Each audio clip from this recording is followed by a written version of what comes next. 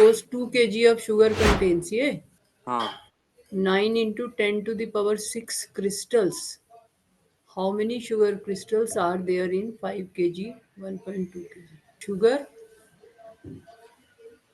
और number of crystals, ये दो चीजें हैं, ठीक है। तो ऐसे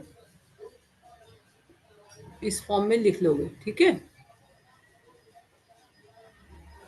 अब शुगर किस में है? इन केजी। शुगर किस में? केजी में है। तो 2 kg ऑफ शुगर contains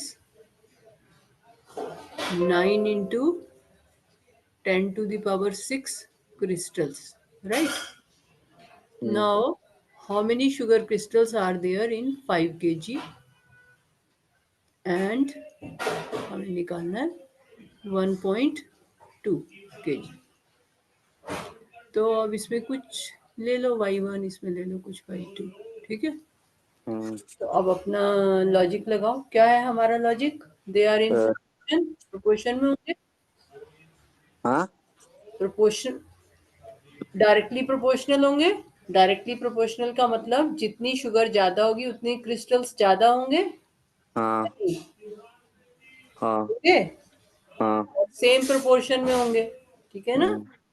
जितनी शुगर ज्यादा है उसी हिसाब से क्रिस्टल्स भी प्रोपोर्शनेटली ज्यादा होंगे। तो डायरेक्ट प्रोपोर्शन, तुम्हें ये पता होना चाहिए कि क्वेश्चन डायरेक्ट प्रोपोर्शन का है या इनवर्स प्रोपोर्शन का। अभी तो तुमने इनवर्स प्रोपोर्शन नहीं पढ़ा, तो पढ़ लोगे तो फिर तुम्हें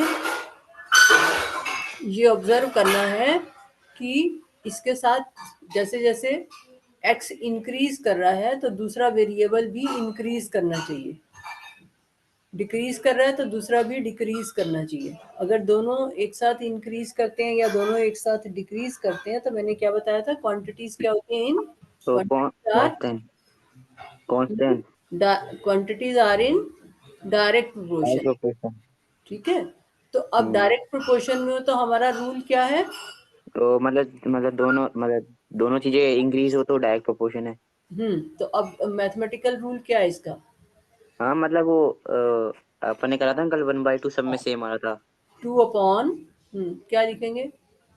2/9 multiply 10x 9 into 10 to the power 6 equal to equal 5 5/y upon y1। फिर अब क्या लिखेंगे? दिस इम्प्लाइज 2y बन जाएगा 2y1 equal to 5 multiply 5 into 9 into 10 to the power 6। तो इसमें क्या दिक्कत क्या हुई तुम्हारी? अरे नहीं मतलब ये मतलब सॉल्व करना नहीं आ रहा, मतलब आंसर गलत आ रहा है। 5 into 9 into 10 to the power 6। 5 से 5 तो ये हाँ, 5 से नहीं नहीं नहीं मतलब 2 से 10 कट जाएगा। 45 into 10 to the power 6 upon 2। तो आंसर किस फॉर्म में है? 45 को 2 से डिवाइड करो, 45 को 2 से डिवाइड करो, कितना आता है? कितना आएगा? 22.5। हाँ, तो डेसिमल में आ रहा है। अब क्योंकि हमें नंबर ऑफ क्रिस्टल्स बताना है, तो हो सकता है वो आंसर जो है डेसिमल में नहीं दे रखा हो बुक के पीछे। तो हम क्या करते हैं, इसको हमें पता है 20, चलो जो तुम्हारा आया वही लिख देते हैं। 22.5 22.5 इंटू 10 की पावर 6। तो तो ये जो 10 की पावर 6 है, इसको अगर हमें न्यूमेरिक वैल्यू में लिखना है तो 22.5 इंटू 10 की पावर 5 ऐसे लिख सकते हैं। हाँ तो अब क्या बन जाएगा आंसर? 22.50। हाँ, तो 22.50 होगा। 22.5 इंटू 10 करोगे तो 2250 होगा। अब डेसिमल कहाँ लगाओगे? 3 के बाद, 3 के बाद क्यों? सॉरी 2 के बाद। एक ही तो डिजिट है 5, हाँ तो एक डिजिट के बाद यहाँ पे लगाएंगे ना। जब 10 से मल्टीप्लाई किया उसके बाद तुम्हारा ये आ गया 2250। तो अब डेसिमल 0 से पहले लगाओगे ना, 8 डिजिट के बाद ही तो है, ये एक ही तो डिजिट है यहाँ पर। हाँ तो 225 इंटू 10⁵ ये आंसर। नहीं, इसमें तो कुछ अलग ही दे रहा है। क्या दे रखा है? 5.4 मल्टीप्लाई 10⁶। 5.4। 5.4 कैसे आ सकते हैं? नहीं, अरे सॉरी, अरे गलत देगा, 2.25 मल्टीप्लाई 10⁻7। अच्छा 2.25 वो भी कर सकते हैं, ये भी ठीक है। मैंने 10⁵ में लिख दिया, तो हम्म ये 22.5 इंटू 10⁶ है। तो हम्म इसको 10⁻7 करना है अगर हमने, तो हम इसको 10 से मल्टीप्लाई कर दें और 10 से डिवाइड कर दें। तो 10⁶ और ये 10⁻1, ये हो गया 10⁻7। हम्म ठीक है। और ये 22.5 को जब तुम 10 से डिवाइड करोगे, तो जैसे मल्टीप्लिकेशन में डेसिमल एक आगे शिफ्ट होता है, डिवीजन में क्या होता है, डेसिमल पीछे शिफ्ट हो जाता है। तो फिर ये 2.25 हो जाएगा। हाँ। इसको 10 से डिवाइड करेंगे तो 2.25 आ जाएगा। तो ऐसे भी कर सकते हो, आंसर में किसी भी फॉर्म में दे सकते हो। ऐसे भी ठीक था 22.5, तो मैंने कहा, तुमने कहा आंसर नहीं आ रहा, तो मैंने कहा शायद इस फॉर्म में होगा, 225 की फॉर्म में। पर तुम कह रहे हो 10⁻7 में है, तो ऐसे दे सकते हो। ठीक है, सब नहीं, इक्वल ही है, मैथमेटिकली तो सब इक्वल ही है ना। ये दो आंसर है, दो। तो वो तो 1.2 kg का आएगा ना दूसरा आंसर, दो पार्ट दूसरा है ना। आंसर, हाँ हाँ, दूसरा आंसर 5.4 मल्टीप्लाई 10⁶ है। तो ये 1.2 वाला निकालो ना, ये अलग से निकालो ऐसे ही। हाँ, एक मिनट में जैसे लिख देता हूँ ये। 5 का निकाला, ऐसे ही 1.2 का निकालो। हम्म इसी तरह से सेकंड पार्ट जो है, 2/9 इंटू 10⁶ इक्वल टू 1.2 अपॉन, हमने दूसरे वाले को क्या ले लिया, y2। ठीक है। अगर y1 y2 लिखना मुश्किल लगता है, तो तुम यहाँ पर a b ऐसे भी ले सकते हो। ठीक है, तुम्हारी हम्म मर्जी है। अननोन को जो भी ले लो, उसकी वैल्यू निकाल देंगे। ठीक है। हम्म तो अगर तुम्हें ये 1 2 ऐसे लगाना मुश्किल लगता है, तो ए बी ले लो। तो ये यहाँ पे क्रॉस मल्टीप्लाई करो, निकालो आंसर।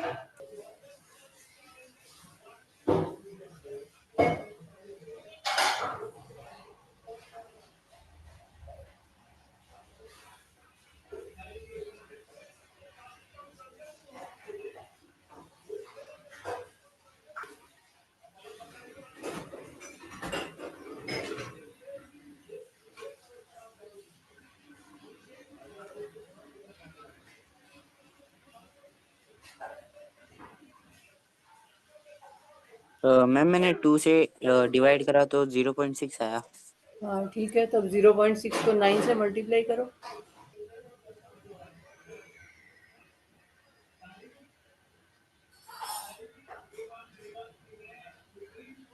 क्या आया? 9 6 था। ओ 56। 56 या 54? 54, सॉरी 54। और कितने के बाद डेसिमल लगेगा? एक के बाद। तो 5.4 हो गया ना। हाँ हाँ तो ये इसी फॉर्म में आंसर। हाँ, 5.4 मल्टीप्लाई 10⁶, हाँ सही है। ठीक है, तो ये वाला जो आंसर था ना, इसको भी ऐसे ही छोड़ सकते थे। 22.5 इंटू 10⁶, कोई जरूरत नहीं है तुम 10⁻7 वगैरह करने बैठोगे तो। ठीक है। हाँ, क्लियर हो गया ये। हम और कौन सा क्वेश्चन? और एक ही 9th वाला। A 5 meter 60 centimeter high vertical pole casts a shadow 3 meter 20 centimeter long. Find at the same time the length of the shadow cast by another pole 10 meter 50 centimeter. तो अब इसमें ये है हमारे पास height of the pole, height of the pole और length of the shadow।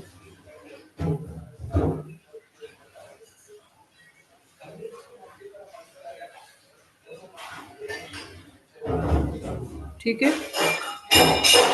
अब ये height of the पोल जो है 5 मीटर 60 सेंटीमीटर हाई, तो इसमें क्या कर सकते हो, क्योंकि मीटर सेंटीमीटर में है और हमें डिवाइड वगैरह करना है, तो इसको सिंगल यूनिट में कन्वर्ट कर लो। 5 मीटर 60 सेंटीमीटर है, तो इस सारे को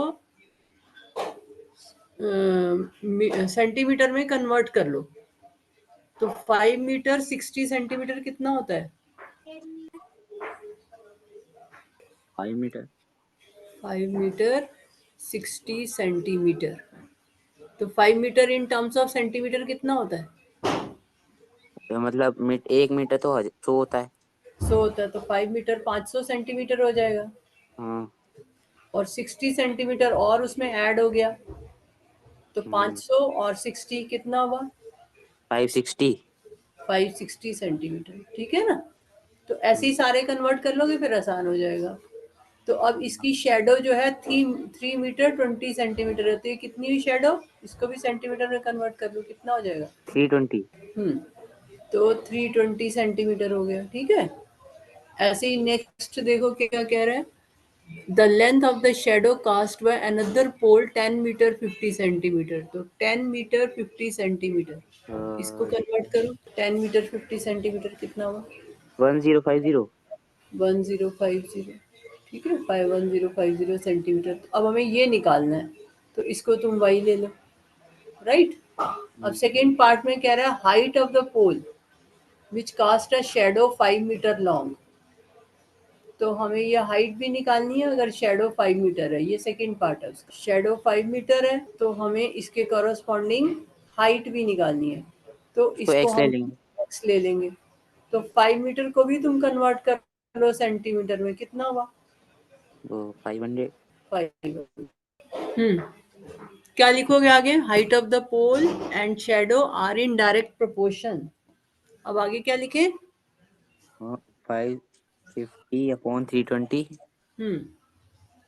upon 320 equal equal to 1050/1। 1050 upon Y, ठीक है। हाँ, तो अब क्रॉस मल्टीप्लाई करके निकालो।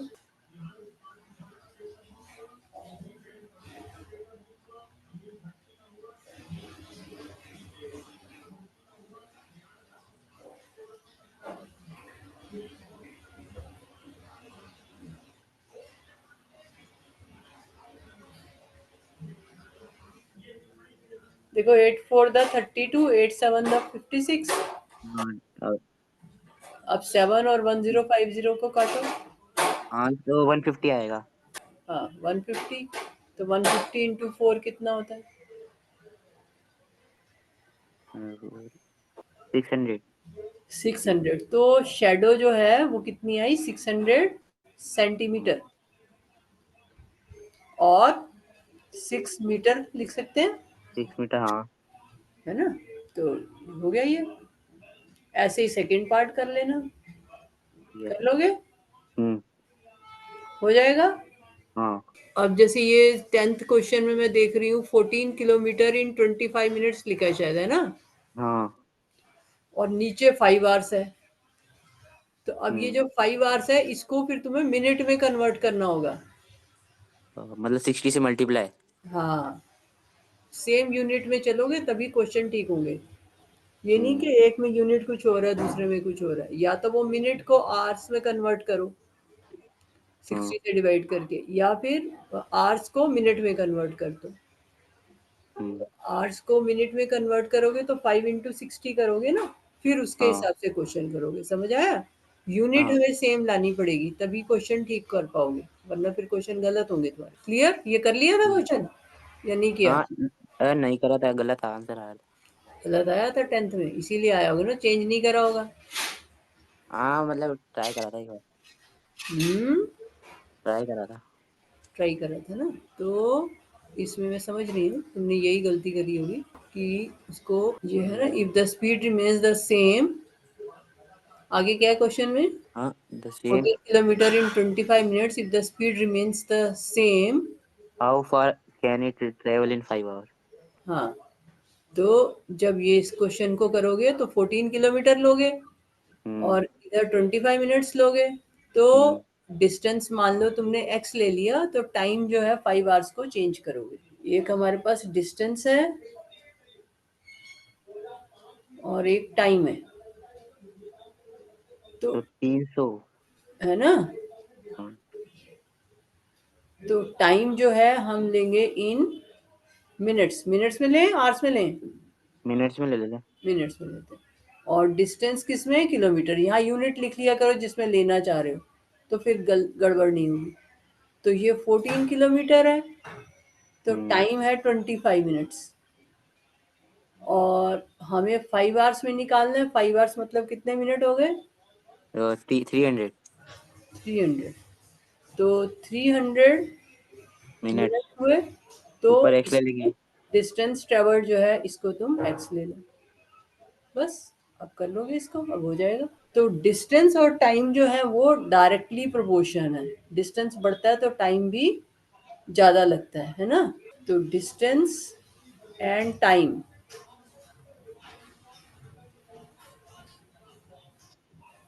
मतलब दोनों चीजें इंक्रीज हो रही है।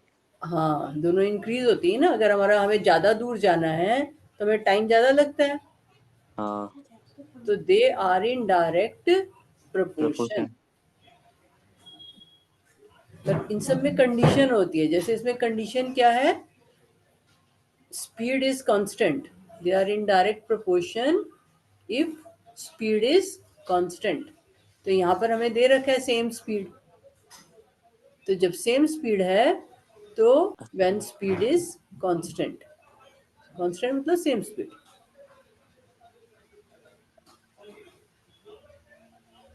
अगर हम स्पीड को चेंज कर देंगे फिर तो सब कुछ चेंज हो जाएगा ना, है ना।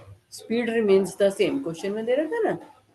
तो स्पीड कांस्टेंट है, तो जब स्पीड कांस्टेंट है तो ये डायरेक्ट प्रोपोर्शन में होंगे। ठीक है, क्लियर हो गया ये, हाँ। कर लोगे। हाँ, और बताओ, और कोई डाउट है इसमें, नहीं ये हो गए सारे। कर लोगे अब बाकी के। अच्छा, अब ये मतलब हो गए। यहीं पे ही अगर हम देखें कि अगर हमारा जो है डिस्टेंस और स्पीड, तो अगर हम स्पीड जो है उसको बढ़ाते हैं, स्पीड बढ़ाते हैं तो हमारा जो टाइम है, टाइम और स्पीड ले लेते हैं, और डिस्टेंस हमारा कांस्टेंट है। ठीक है, डिस्टेंस जो है वो कांस्टेंट है। मान लो तुम्हारे घर से दिल्ली आना है, तो डिस्टेंस तो सेम हुआ, लेकिन अगर तुम स्पीड बढ़ाओगे तो टाइम क्या होगा, घटेगा। घटेगा। तो अब ये डायरेक्ट होंगे, दे आर इन ये डायरेक्ट प्रोपोर्शन, नहीं। नहीं। ठीक है ना। तो हम्म, ये यहाँ पर एक बढ़ रहा है तो दूसरा घट रहा है, टाइम कम हो रहा है तो स्पीड ज्यादा, अगर मुझे जल्दी पहुंचना है तो स्पीड बढ़ानी पड़ेगी, फास्ट गाड़ी लेनी पड़ेगी, है ना। तो टाइम अगर एक चीज डिक्रीज हो रही है तो और दूसरी इंक्रीज हो रही है तो वो इनवर्स इनवर्स। प्रोपोर्शन में हो सकता है। तो लेकिन अगर एक इंक्रीज होके दूसरी इंक्रीज हो रही है, या टाइम कम हो और ये भी कम हो जाए, तो फिर वो डायरेक्ट प्रोपोर्शन में। अगर दोनों कम हो रही हैं और दोनों ज्यादा हो रही हैं तो वो डायरेक्ट प्रोपोर्शन की तरफ जाता है। हाँ। अगर एक कम हो रहा है दूसरा ज्यादा हो रहा है तो वो इनवर्स प्रोपोर्शन की तरफ जाता है। पर प्रोपोर्शनल है या नहीं मुझे देखना पड़ता है कि कांस्टेंट आ रहा है कि नहीं आ रहा, है ना। ठीक है, तो कांस्टेंट आएगा तभी डायरेक्ट प्रोपोर्शन होगा। अगर कांस्टेंट नहीं आ रहा तो हमने जैसे कल क्वेश्चन किए थे कुछ एक, तो वो नहीं था डायरेक्ट प्रोपोर्शन, है ना। ठीक है, हाँ। समझ आया। हम्म, जैसे अब यहाँ पर है देखो, walking, running, cycling, by car, तो स्पीड जो है 3 है, टाइम टेकन 30। यहाँ पर स्पीड उसने ले ली 6 किलोमीटर पर आवर, तो टाइम टेकन इन मिनट्स दे रखा है 15। 15। तो जैसे जैसे स्पीड बढ़ती जा रही है, साइकिलिंग में स्पीड आ गई 9 किलोमीटर पर आवर, तो टाइम टेकन 10 मिनट्स। तो जैसे जैसे स्पीड बढ़ रही है टाइम जो है हमें कम लग रहा है। और यहाँ पर रेशियो इस केस में जो है इनवर्स प्रोपोर्शन में देखने के लिए हम रेशियो नहीं देखते। इनवर्स प्रोपोर्शन में क्या होता है कि X Y are in inverse proportion, मतलब एक कम हो रहा है एक ज्यादा हो रहा है वो तो ठीक है, ये वैल्यू x1 है, ये y1 है, ये x2 है, ये y2 है, x3 है, ये y3 है। तो ये इनवर्स प्रोपोर्शन में कब होते हैं? जब x1 y1, यहाँ पर मल्टीप्लिकेशन देखते हैं इनवर्स वाले में, x1 y1 इक्वल होना चाहिए x2 y2 के, इक्वल होना चाहिए x3 y3 के, इनका प्रोडक्ट इक्वल होना चाहिए। प्रोडक्ट इक्वल है तभी वो इनवर्स, वो कांस्टेंट आएगा, X Y equal to some constant. जैसे इसमें देखो 3 इंटू 30, तो 3 इंटू 30 कितना हुआ? 90। 90। अब यहाँ पे 6 इंटू 15 देखो, हाँ 90 आ रहा है। 90 आ रहा। और 9 इंटू 10, 90 आ रहा है। 20 हो गया। 45 इंटू 2, हाँ 90 आ रहा है। ठीक है। तो डायरेक्ट प्रोपोर्शन में होने के लिए एक तो हमें ये इनवर्स प्रोपोर्शन में होने के लिए एक तो हमें ये देखना है कि एक क्वांटिटी इंक्रीज हो रही है तो दूसरी डिक्रीज करनी चाहिए, ठीक है ना? तभी होता है इनवर्स प्रोपोर्शन में पॉसिबिलिटी। अगर एक इंक्रीज हो रही है और दूसरी डिक्रीज हो रही है तो इनवर्स प्रोपोर्शन में हो सकते हैं। अब वो है या नहीं है वो चेक करने के लिए हम ये देखते हैं कि प्रोडक्ट इक्वल है कि नहीं। अगर प्रोडक्ट इक्वल है तो वो इनवर्स प्रोपोर्शन में, जैसे वहां पर हम कह रहे थे x1 upon y1, x2 upon y2, ये सब इक्वल होना चाहिए। तो यहाँ पर product x1 into y1, x2 into y2, x3 into y3, जितने भी हैं टर्म्स वो सारे प्रोडक्ट इक्वल। ठीक है, समझ में आ गया? तो इनवर्स प्रोपोर्शन लिख लो अपनी इसमें डेफिनेशन। दोनों बात समझ आ गई ना? अब पेपर में तुम्हें ध्यान से देखना है कि क्वेश्चन इनवर्स प्रोपोर्शन का है या डायरेक्ट का है, क्योंकि रूल चेंज हो जाएगा।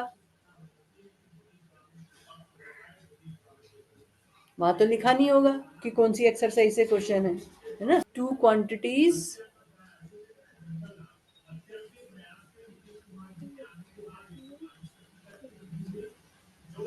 x and y are said to be in inverse proportion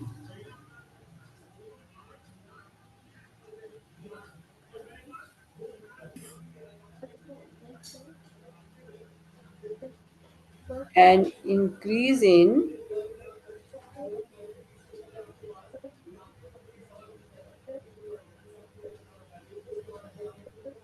x leads to proportional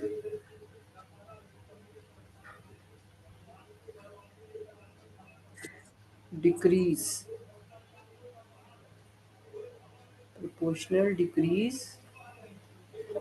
in y, ठीक है?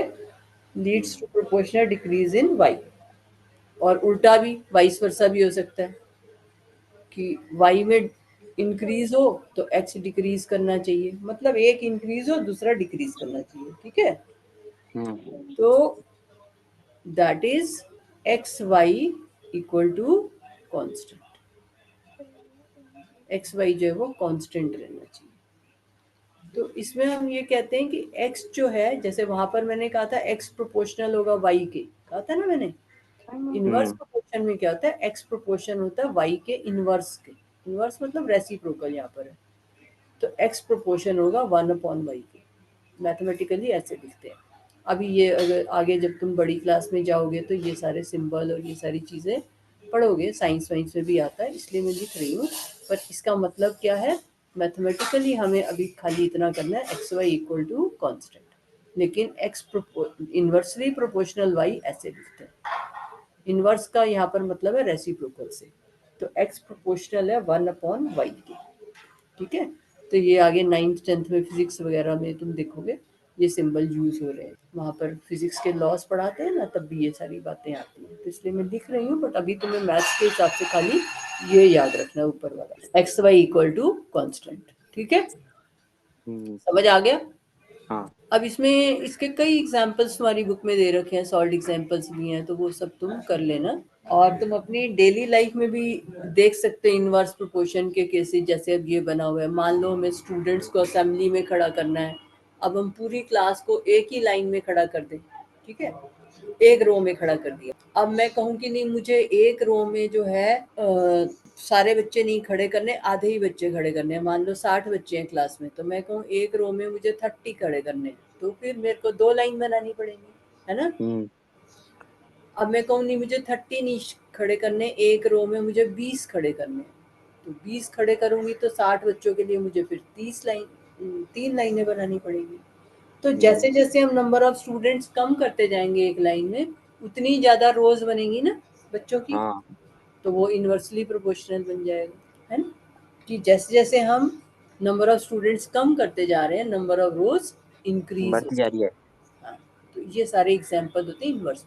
तो अब इसमें observe the following tables and find which pair of variables are in inverse proportion. तो जैसे कल हमने डायरेक्ट प्रोपोर्शन का चेक किया था रेशो चेक करके, तो इनवर्स प्रोपोर्शन में हम क्या चेक करेंगे? अरे हम्म इनवर्स प्रोपोर्शन में हाँ, कैसे चेक करेंगे हम कि इनवर्स प्रोपोर्शन में है कि नहीं? क्या बताया मैंने रूल? एक्स एक्स वाई नहीं, हाँ, x1 और xy एक्स इक्वल है। वाई कांस्टेंट होना चाहिए, है ना? तो अब तुम यहाँ पे देखो कि ये एक्स वाई पहले एग्जाम्पल में कांस्टेंट है, ये फर्स्ट क्वेश्चन दे रखा है। जैसे 50 इंटू क्या देखूंगी 5, हाँ, तो 50 इंटू 5 देखो कितना होता है, और 250 250। अब दूसरा हो गया 40 इंटू 6, कितना आया? 240। हाँ।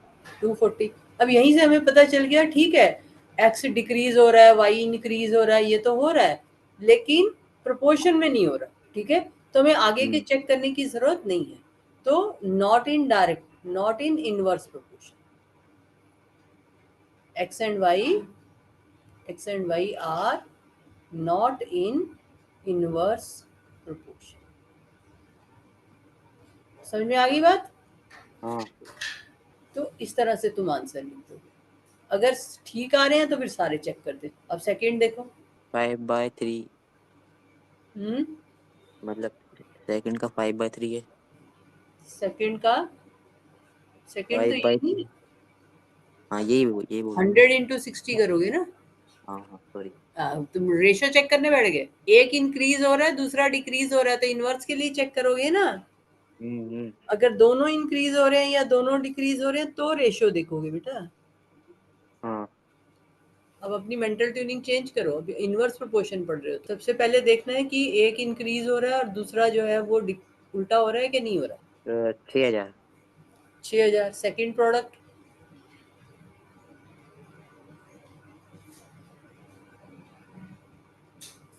तो इसमें भी 6000 आ रहा है। 6000, तो अब इसमें सारे 6000 आ जाएंगे, तो हम इसमें क्या लिखेंगे? एक्स वाई इक्वल टू 6000, जितने भी एक्स वाई हैं। तो इसका मतलब देयरफॉर एक्स एंड वाई हाँ, constant. Are in, X Y constant है, 6000 कांस्टेंट आ गया हमारा, X and Y are in inverse direct, proportion. Sorry inverse. Question है ना कि find which pairs are in inverse proportion, ठीक है, हम्म। क्लियर हो गया? आगे चलें। हाँ, अब इसमें एक्सरसाइज है। अब ये कह रहा है which of the following are in inverse proportion. अब एक एक पढ़ते जाओ और मुझे बताओ। The numbers of worker the on number of workers on a job and the time to complete the job. अब सोचो, नंबर ऑफ वर्कर्स अगर बढ़ते हैं तो टाइम क्या होगा? और घटना घटेगा। घटेगा, है ना? मान लो तुम व्हाइट वॉश करा रहे हो, एक आदमी आएगा तो बहुत दिन लगा देगा, दो आएंगे तो आधा टाइम लगेगा, चार आएंगे तो और कम टाइम लगेगा, है ना? तो they are in inverse proportion में होंगे। हाँ, तो फर्स्ट वाला जो है वो इनवर्स प्रोपोर्शन का होगा। नेक्स्ट पार्ट देखो। Time taken for journey and distance travel in a uniform speed.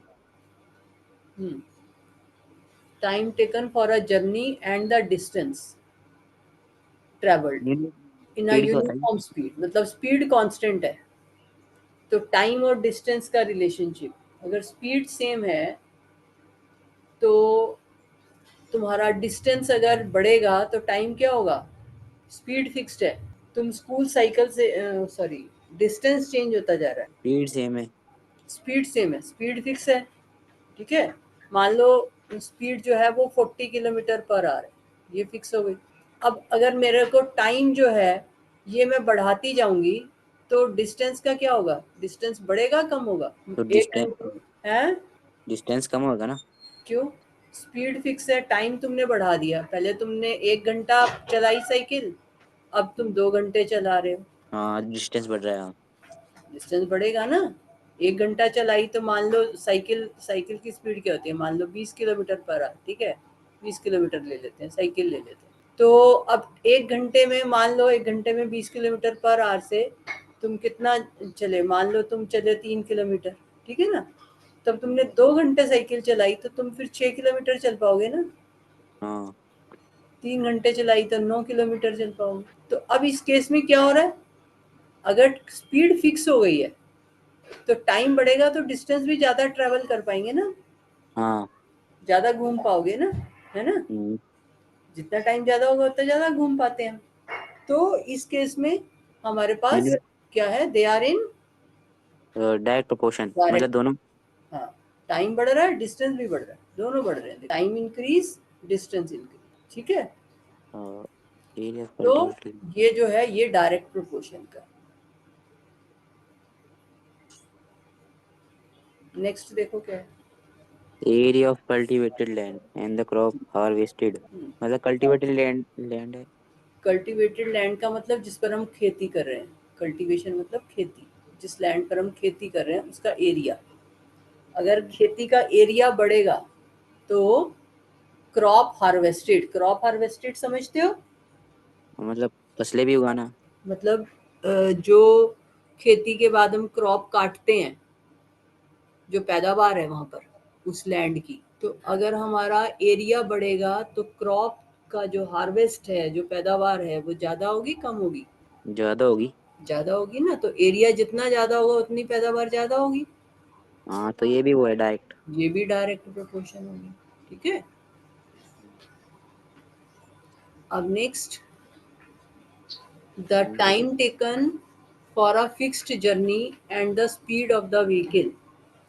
मतलब टाइम फिक्स्ड है जर्नी का। Time taken for a fixed नहीं, जर्नी फिक्स है। Time taken for a fixed journey. Fix journey मतलब जैसे तुम्हें अपने घर से स्कूल जाना है, फिक्स्ड है। तो टाइम और स्पीड में रिलेशनशिप। फिक्स फिक्स डिस्टेंस है। फिक्स्ड जर्नी मतलब डिस्टेंस फिक्स्ड है, तुम्हारे घर से स्कूल तक ही जाना है। तो टाइम और स्पीड में रिलेशनशिप क्या होगा? डायरेक्ट होगा, इनवर्स होगा? तो टाइम भी फिक्स्ड होगा। टाइम फिक्स्ड नहीं है ना। तो टाइम तो फिक्स्ड कह रहा नहीं। है कितना टाइम लगेगा फिक्स जर्नी के लिए and the speed of the vehicle. Time और स्पीड में क्या रिलेशनशिप होता है? डिस्टेंस फिक्स्ड है, डिस्टेंस फिक्स्ड है, डिस्टेंस कांस्टेंट, ठीक है। तो टाइम और स्पीड, अगर तुम्हारे पास टाइम ज्यादा है तो तुम स्पीड क्या रखोगे? टाइम ज्यादा है मेरे पास। स्पीड कम रखोगे। या ऐसे समझो, स्पीड तुम ज्यादा करोगे तो टाइम क्या लगेगा तुम्हें? कम। कम लगेगा, है ना। तो हाँ। जितनी स्पीड ज्यादा से जाओगे स्कूल, उतना कम टाइम लगेगा नहीं? हाँ लगेगा हाँ। इतना कम टाइम लगेगा स्कूल जाने के लिए। तुम अपनी बाइक से, स्कूटर से जाओगे तो टाइम अलग लगेगा। साइकिल से जाओगे तो उस हिसाब से टाइम लगेगा, है ना। हम्म। अगर तुम गाड़ी से जाते हो तो और जल्दी पहुंच जाओगे, पैदल जाओगे तो बहुत टाइम लग जाएगा। तो क्या हुआ? डायरेक्ट हुआ, इनवर्स हुआ? इनवर्स। Inverse question. तो क्वेश्चन को बहुत ध्यान से समझ के आंसर करना है, ठीक है। Hmm. Inverse. Population. Next, the population of a country and the area of land per person. Population of a country and area of land पर पर्सन। जैसे अब समझ रहे हो इसका क्या मतलब है? हाँ मतलब कंट्री की पॉपुलेशन है मतलब हम्म एक लैंड मतलब पर पर्सन के लिए।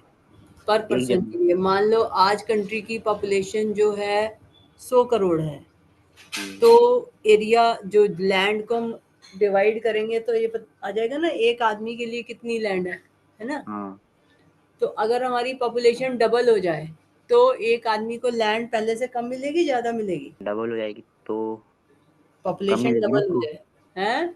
कम मिलेगी ना। कम मिलेगी ना। अब जैसे तुम्हारे घर में मान लो 4 लोग रहते हैं, 4 लोग रहते हैं तो 4 लोगों में घर डिवाइड हो गया। अब मान लो वो 4 की जगह वहां पे 10 लोग हो जाए तो कम कम जगह मिलेगी ना सबको। हाँ तो उसी तरह से ये है। तो population of a country and the area of land. तो अगर पॉपुलेशन बढ़ेगी तो लैंड पर पर्सन क्या हो जाएगा? 11 पर पर्सन ऐसे कम हो जाएगा ना। कम हो जाएगा। तो इनवर्स प्रोपोर्शन हुआ या डायरेक्ट? इनवर्स। तो इस तरह से क्वेश्चन में तुम्हें ध्यान देना है कि इनवर्स हो रहा है या डायरेक्ट। वैसे तो ये यहाँ जो फिगर्स दे रखी होती हैं तुम्हारे क्वेश्चन में, यहाँ से भी समझ आ जाएगा तुम्हें। जैसे ये नीचे क्वेश्चन देखो, टेबल है 1 2, तो 1 के साथ जो है 1 लाख लिखा हुआ है, 2 के साथ 50,000 लिखा हुआ है। तो इसका मतलब ऊपर वाला इंक्रीज कर रहा है, नीचे वाला क्या हो रहा है? डिक्रीज हो रहा है ना। तो यहीं से हमें पता चल जाता है कि इनवर्स। टेबल वाले क्वेश्चन में तो पता चल जाता है, बट ऐसा कुछ लैंग्वेज में आ जाता है तो ठीक है, समझ आ गई। चलो करो, यही क्वेश्चन कर लो। In a television game show the prize money of ₹1 lakh is to be divided equally amongst the winners. ठीक है, अब प्राइज मनी 1 लाख है, वो डिवाइड करनी है विनर्स के बीच में। Complete the following table and find whether the prize money given to an individual winner is directly और inversely proportional to the number of winner. तो अब इस टेबल को कंप्लीट करना है। 1 लाख है, एक आदमी है, डिवाइड ही करना है। हाँ, तो मनी निकालते जाओ कितनी करनी है। 4 को डिवाइड करेंगे 1 लाख से। 1 2 4 5 8 सारे निकालो। ये दे रखा है हमें नंबर ऑफ विनर्स और नीचे लिखा हुआ है price for each winner. Number of winners और प्राइस फॉर ईच विनर।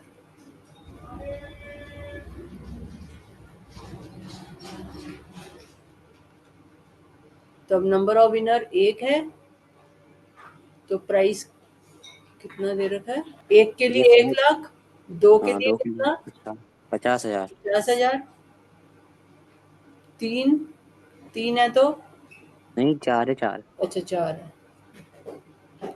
तो 4 के केस में कितना आएगा? 25,000। 25,000। और 5 के केस में 20,000। 20,000। डिवाइड करके निकाला ना तुमने? हाँ हाँ।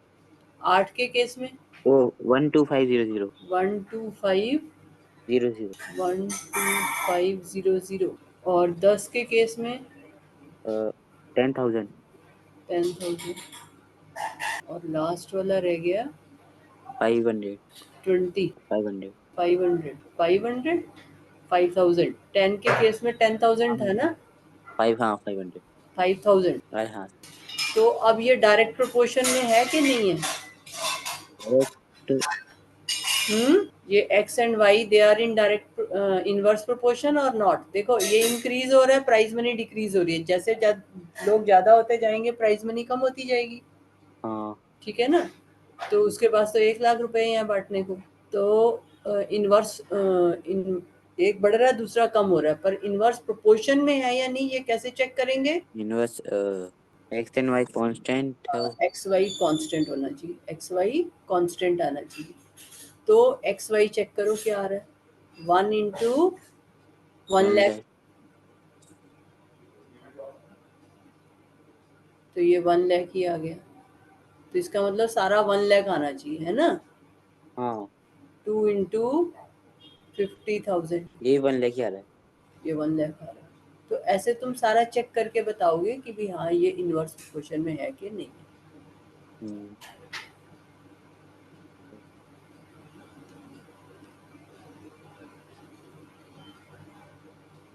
ठीक है। तब ये यहाँ हाँ। पर क्वेश्चन में क्या था कि find whether the prize money given to an individual winner is directly और inversely proportional to the number of winners. तो क्या लिखोगे? Prize money is inverse proportion. तो ऐसे कंटिन्यू करके लास्ट में लिखोगे therefore prize money is inversely proportional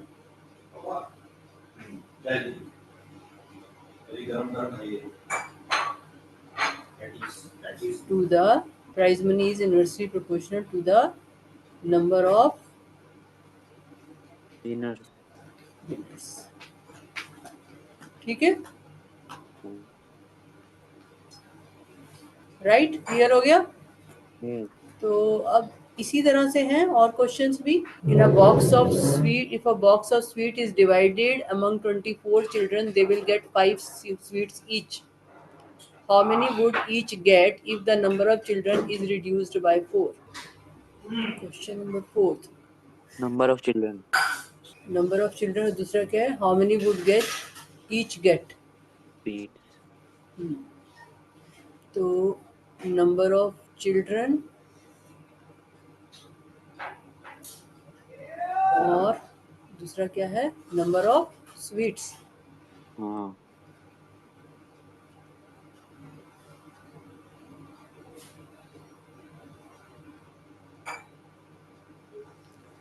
तो अब इसमें 24 चिल्ड्रन है, हाँ और 5 तो मिठाई के डब्बे. दे will get 5 sweets each. Number of sweets per child.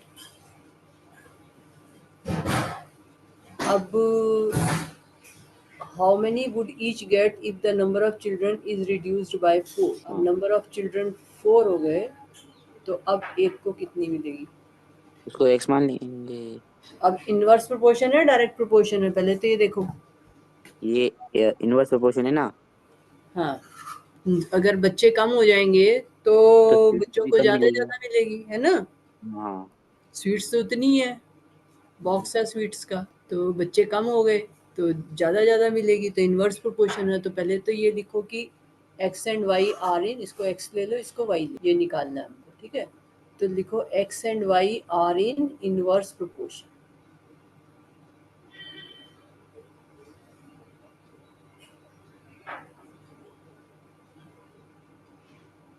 ठीक है, हम्म. तब कैसे करेंगे? 24 इंटू 5 हाँ. Equal to 4 into y. Y लिखूं या एबीसी कुछ लिख दूं, या वाई वाई ठीक लिख है दो. तुम्हारे लिए? कैसे? वाई ठीक. Y y. ठीक है. ये वाले एक्स और वाई से कंफ्यूज तो नहीं हो जाओगे जो मैंने इधर? नहीं. मतलब नहीं. एक्स एंड वाई की जगह लिख सकते हो number of children and number of sweets per child are in inverse proportion. ठीक है, 4 इंटू वाई. हाँ. ठीक है, तो अब यहाँ पर वाई की वैल्यू निकाल.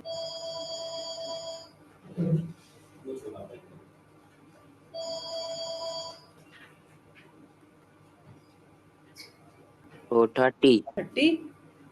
हाँ. तो वाई इक्वल टू, ठीक है, हाँ. तो एक्स एंड वाई लिख लो, या अगर तुम्हें इससे कंफ्यूजन होता है तो यहाँ एक्स वाई मत लिखो और यहाँ पे लिख दो कि number of children and number of sweets per child are in inverse proportion. कैसे लिखूं बताओ, कैसे तुम्हें कन्वीनियंट है? सही है. सही. देखो तुम्हारी बुक में कैसे लिखा है. ऐसे भी लिख सकते हो, this is a case of inverse proportion, है ना? हम्म. ऐसे भी लिख सकते हो language, this is a case of inverse proportion, this is a case of direct. समझ आ गया? हाँ मैम ये फोर्थ वाला हाँ सिक्स्थ सिक्स्थ सिक्स्थ सॉरी. अच्छा. Conductor estimates Our contractor estimates 3%. that 3 persons would rewire Jasminder's house in 4 days. If he uses 4 persons instead of 3, how long they take to complete the job? उसको घर की rewiring करानी है, ठीक है? हम्म. सारे हम्म. घर में वायरिंग चेंज करनी है. तो जो 3 लोग थे उनको 4 दिन लगे, तो कह रहे हैं कि अगर 4 लोग होंगे तो कितने दिन लगेंगे? कम दिन लगेंगे. हम्म, कम दिन लगेंगे. तो हम्म. इनवर्स प्रोपोर्शन हो गया. हाँ बस ठीक कर लूंगा इसको भी. फिर वो वैसे ही कर लेना. मैम ये 10th वाला एक मिनट देखना. 10th वाला. हम्म. 2 persons could fit windows in a house in 3 days. One of the person fell ill before the work started. How long would the job take now? 2 लोग हैं हाँ. और 3 दिन में काम कर रहे हैं, ठीक है? अगर 2 लोग काम करते, 3 दिन में. अगर 2 लोग काम करते तो 3 डेज लगते. डेज और नंबर ऑफ वर्कर्स.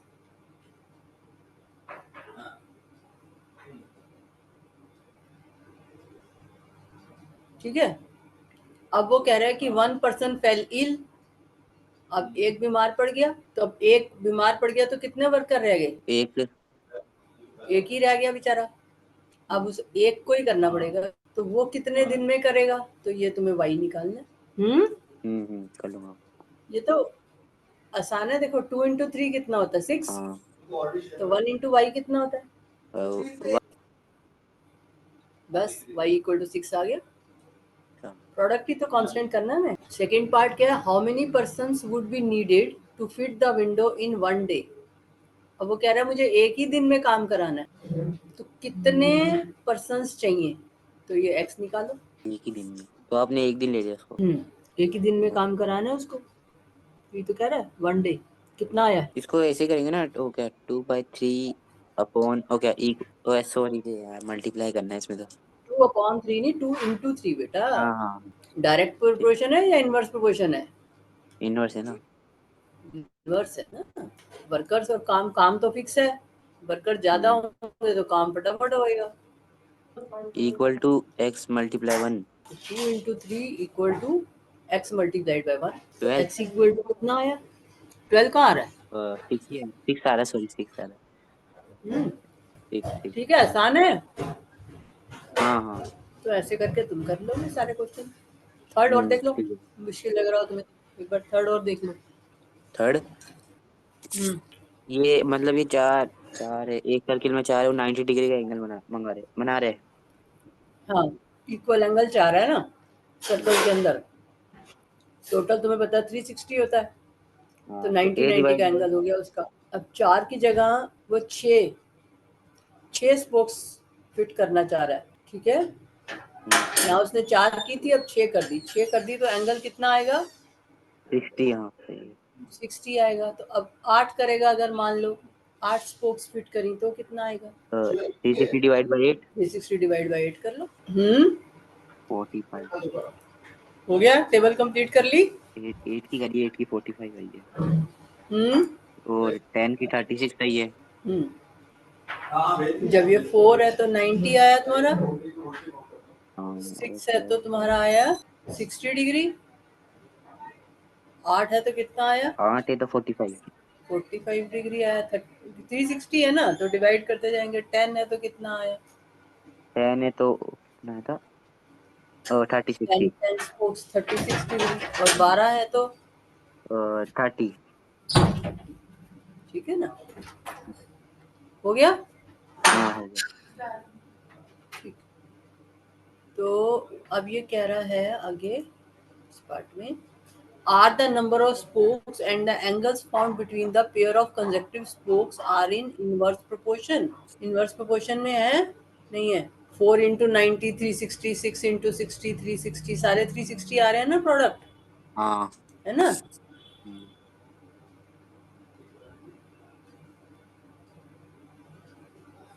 कितने बोले? तो इनवर्स प्रोपोर्शन में है फर्स्ट पार्ट, तो यस, ठीक है। अब सेकंड पार्ट में क्या पूछ रहा है? 15 मतलब Calculate the 15। angle between a pair of consecutive spokes on a wheel with 15 spokes। अगर 15 होंगी तो कितना होगा? तो 15 का और निकलवा लिया उसने, 15 होंगी तो कितना होगा? डिवाइड कर देंगे 360 से। हाँ, डिवाइड कर देंगे, डिवाइड करके भी कर सकते हो और अपना इनवर्स प्रोपोर्शन के फॉर्मूला से भी कर सकते हो। डिवाइड से जल्दी आएगा, फटाफट डिवाइड करोगे, है ना, जैसे भी कर लो। 24। 24, ठीक है। तो ये इसका आंसर 24 डिग्री हो गया। अब उसके बाद नेक्स्ट क्या है? How many spokes would be needed, अच्छा 40 डिग्री में कितने स्पोक्स होंगे।